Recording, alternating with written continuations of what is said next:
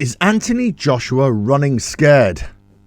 Let's get into this one. Hello, welcome to On Me Edson. I hope you're all well. If you like what I do here, don't forget to like and share the video, subscribe to the channel, and hit the notifications bell for all future videos. So, is Anthony Joshua running scared? Is he ducking the biggest fight in his career to date?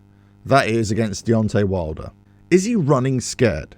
I don't think so. I think he's being very calculated here in his route to regaining a world title.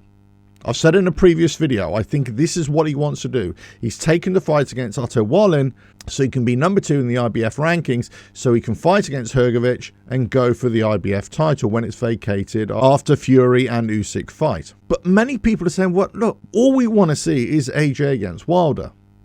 Why isn't this happening? Now, news is coming out that actually there's a 3-fight deal.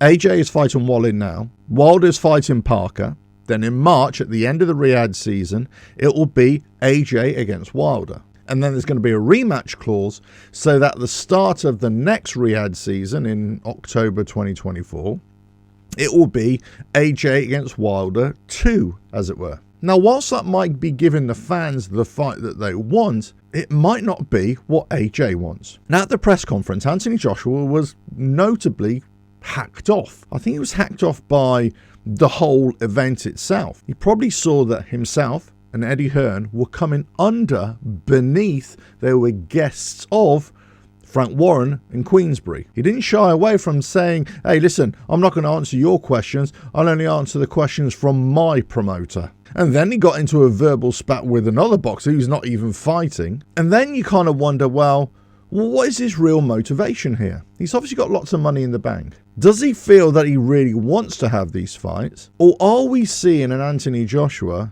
who's kind of switched a little bit? No more Mr. Nice Guy. No more playing to the cameras. And we've kind of seen this over the last year and a half as well from Anthony Joshua. He's not as people friendly anymore. He's not as warm and as welcoming as he once was.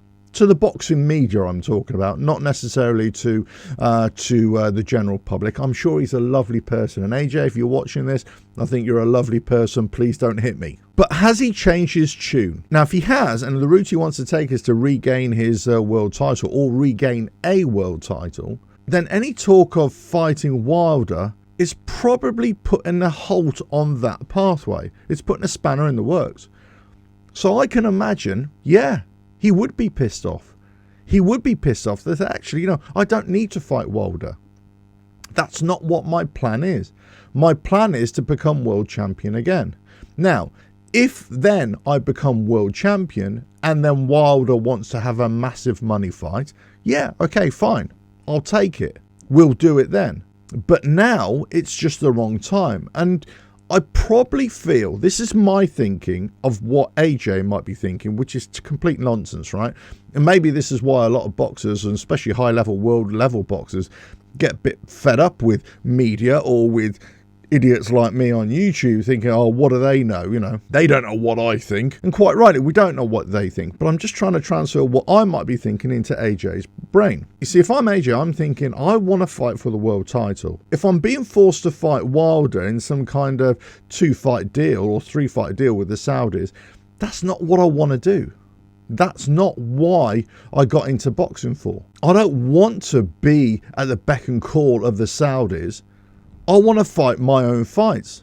I want to have my own legacy. So I kind of feel that he's pissed off that he's being forced into this pathway, possibly by his own promoter, Eddie Hearn, who's probably going cha-ching, cha-ching. Also probably because he thinks, well, why are we getting so close to Queensbury? Why are we going cap in hand to the Saudis? Why do I have to go and fight in Saudi Arabia when I'd rather fight in the UK amongst my fans? Now, I'm also wondering, I don't think he's thinking this, but I'm probably wondering myself, does he wonder how long this Saudi gravy train is going to continue for?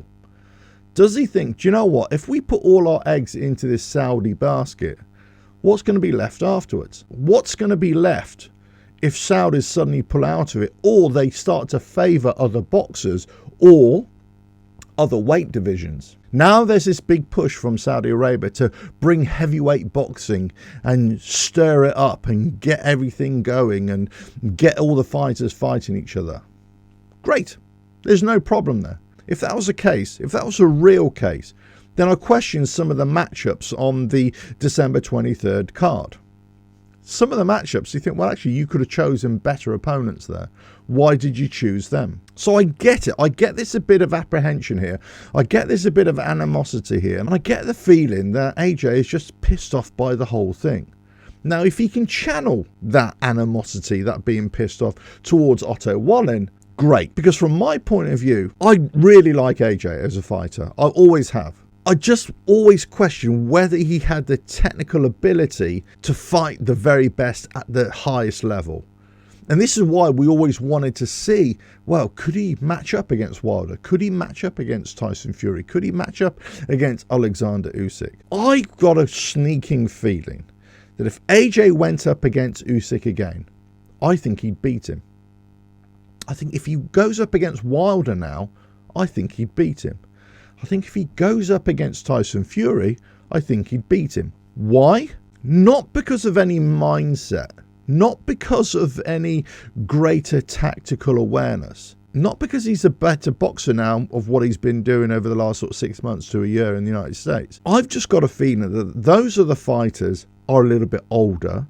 I think they're getting beyond their best. And I think he's got better tools now to match up.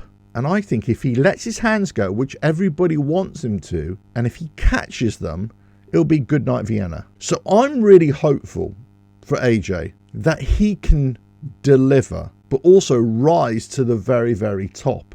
Not because I'm his greatest fan, and not because I blindly think that he is the best ever. I just feel that there's an opportunity here for him, not only to become IBF world champion, but also to have these big legacy fights against Wilder, against Fury, and yeah, against Usyk as well, to prove everybody wrong. I don't think AJ is ducking anybody. I've never thought that. In fact, I think he's taken the fights and where other people would say, no, don't take those fights. From that point of view, I could never criticize him at all. Probably thought that he wasn't good enough in certain aspects in the past.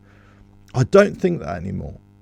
I think out of the current crop of world-leading heavyweight fighters out there, I think he's right there with them. But I also think there are other heavyweights in the heavyweight division that are in the top 10, top 15, who are also there as well. I don't think the gap is as wide as many people would have us believe. I think there are other fighters there that could pose a real issue, could ask a lot of questions, and could be a big problem for the likes of Fury, Usyk. And one name that springs to mind, who's been really impressive for me, is Zhilei Zhang. He's the one that I would have loved to have seen against Tyson Fury. I would have loved to see him against Alexander Usyk. I'd love to see him against AJ. But there's no benefit in AJ fighting Zhilei Zhang right now.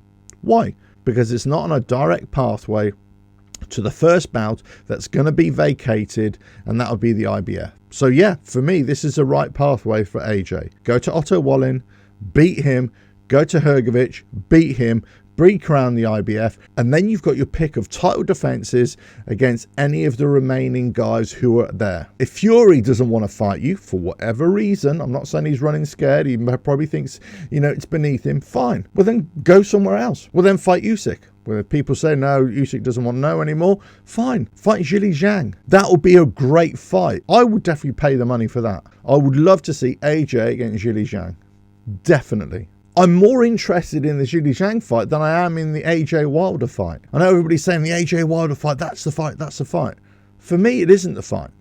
It's AJ against Zhilei Zhang, but only when he becomes IBF world champion. If he fails against Otto Wallin, or he beats Wallin then he fails against Hrgović, then yeah, the dream is over. You're too old now to just keep on chasing that world title dream. Then it's about the money fights. Then it's about Zhilei Zhang if he wants to fight you. Then it's about Fury if he wants to fight you. And then it's about Wilder and Usyk if they want to fight you as well. But for now, I think he's on the right path. I think he's right to be pissed off. And I think there are other fighters there in the mix that could be a great matchup for AJ. And I think AJ right now is a lot closer than Fury and Usyk and Wilder, and possibly a lot of people are giving him credit for. Let us know your thoughts in the comments below. If you like what I do here, don't forget to like and share the video, subscribe to the channel, and hit the notifications bell for all future videos, and I'll catch you again on another video coming very soon. Bye now.